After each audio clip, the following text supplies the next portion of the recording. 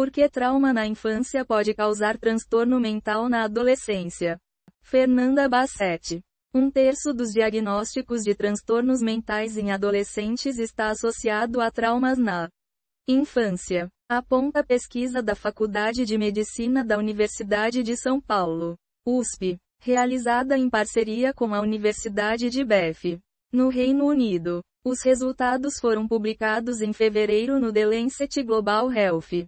O estudo analisou as informações de 4.229 adolescentes integrantes da coorte de nascimentos de Pelotas de 2004. Uma pesquisa que acompanha um grande grupo de pessoas da cidade do Rio Grande do Sul desde o nascimento e avalia os efeitos de fatores de risco sobre a saúde ao longo dos anos. Leia mais. Metade dos adolescentes diz que redes sociais fazem mal à saúde mental. A partir de que idade crianças e adolescentes devem dosar o colesterol? Desafios online. Médicos alertam pais sobre riscos e principais cuidados. Os diagnósticos psiquiátricos: ansiedade, alterações de humor, déficit de atenção e hiperatividade, transtornos de conduta e de oposição, foram avaliados aos 15 e aos 18 anos. O trauma cumulativo ao longo da vida foi analisado por meio do relato do cuidador até os 11 anos. Aos 15 e 18 anos, o trauma foi avaliado pelo relato do responsável somado ao dos próprios adolescentes. Os pesquisadores analisaram a exposição a 12 tipos de trauma. Entre eles, acidente grave, incêndio, desastres naturais, ataque ou ameaça, abuso físico ou sexual, violência doméstica e morte dos pais. Aos 18 anos, 81,2% já haviam vivenciado alguma situação traumática. Além disso, essas experiências foram responsáveis por 30,6% dos transtornos psiquiátricos nessa faixa etária. Segundo a pediatra Alicia Matijasevic, professora associada do Departamento de Medicina Preventiva da Faculdade de Medicina da USP e uma das autoras do estudo, um dos fatores que motivou a pesquisa é o fato de a adolescência ser um período crítico para o desenvolvimento da saúde mental do indivíduo, quando muitos transtornos psiquiátricos emergem ou se agravam.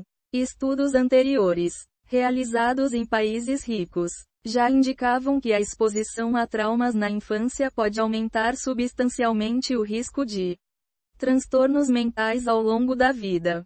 Complementa Matijasevic, frisando que a literatura proveniente de países de média e baixa renda ainda é escassa.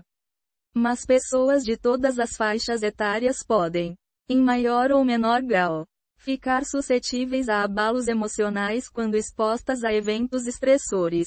Muitas variáveis, como a dimensão do evento estressor e a forma como isso é recebido e experimentado, podem tornar a pessoa mais ou menos vulnerável ao adoecimento psicológico ou psiquiátrico na infância e na adolescência. Porém, há outros aspectos adicionais que devem ser considerados, justamente porque é nessa fase da vida em que ocorre o desenvolvimento e amadurecimento emocional, a resiliência e a capacidade de resolução de problemas.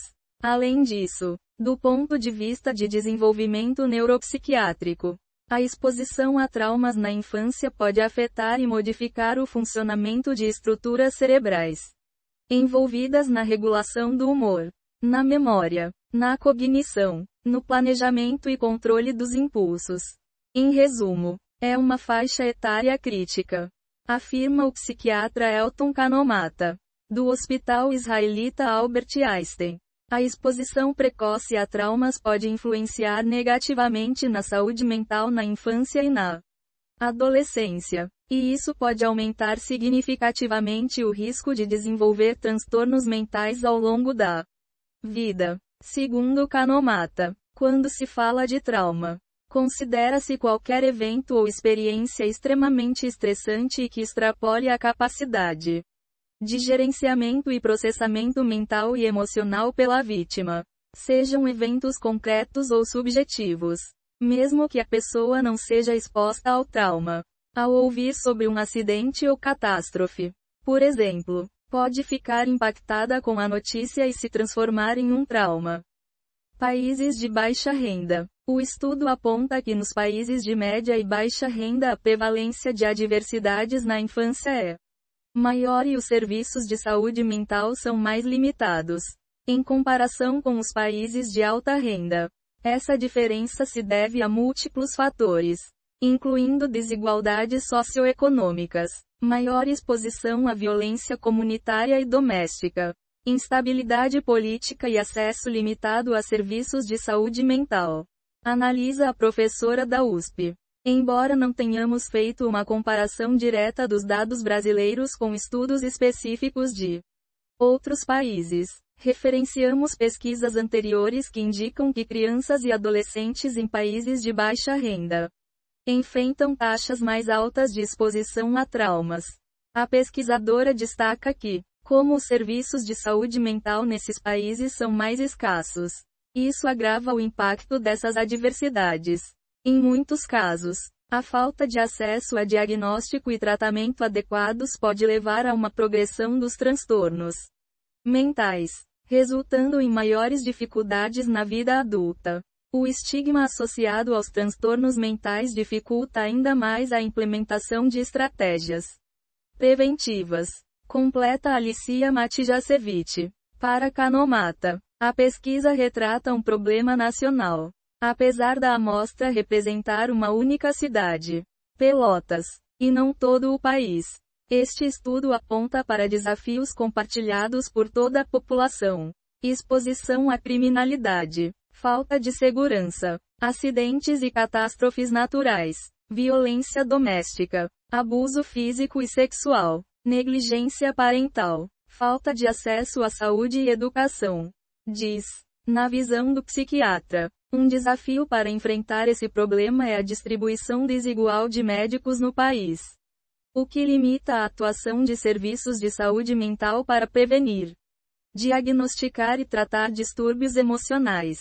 Transtornos mais comuns. Na pesquisa brasileira, transtornos de conduta e oposição, ansiedade e humor foram os mais comuns entre os adolescentes.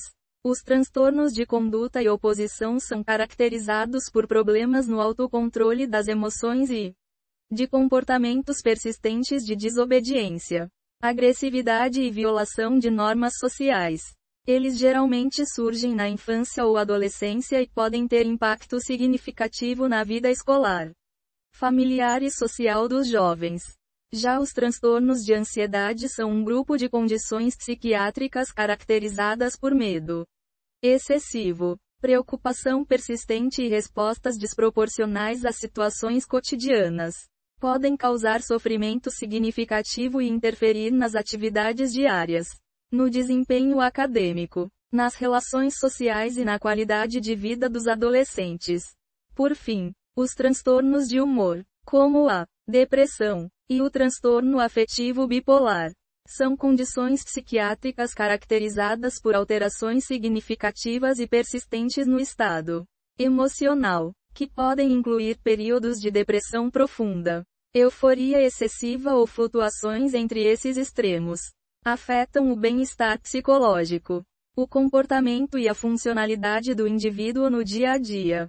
Estratégias de prevenção. Na avaliação de Matijasevic, os resultados do estudo são fundamentais para a identificação precoce de adolescentes com maior risco de desenvolver transtornos mentais, especialmente em contextos mais vulneráveis. A associação entre a exposição cumulativa a traumas e o aumento do risco de transtornos psiquiátricos na adolescência sugere que a prevenção e a intervenção precoce podem ter um impacto significativo na redução da carga desses transtornos na população. Diz. Canomata concorda e diz que o estudo ressalta a importância de diferentes estratégias, tanto individualmente quanto para a elaboração de políticas de saúde pública eficazes para a prevenção, identificação precoce e tratamentos específicos. O primeiro e mais importante objetivo é o bem-estar. A abordagem preventiva é importante para que as pessoas não cheguem ao adoecimento.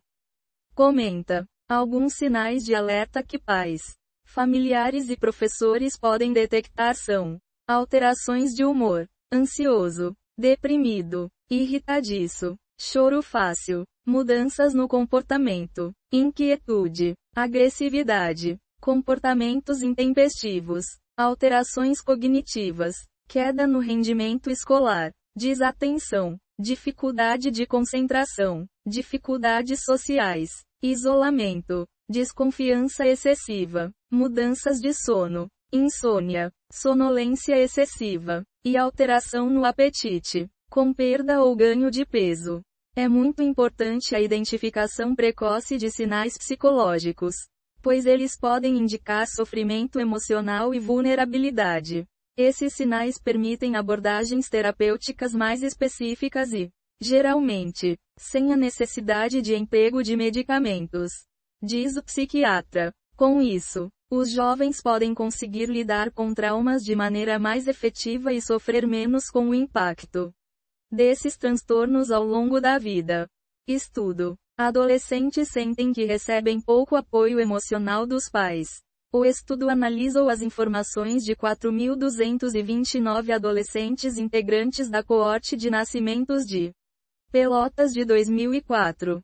Uma pesquisa que acompanha um grande grupo de pessoas da cidade do Rio Grande do Sul desde o nascimento e avalia os efeitos de fatores de risco sobre a saúde ao longo dos anos.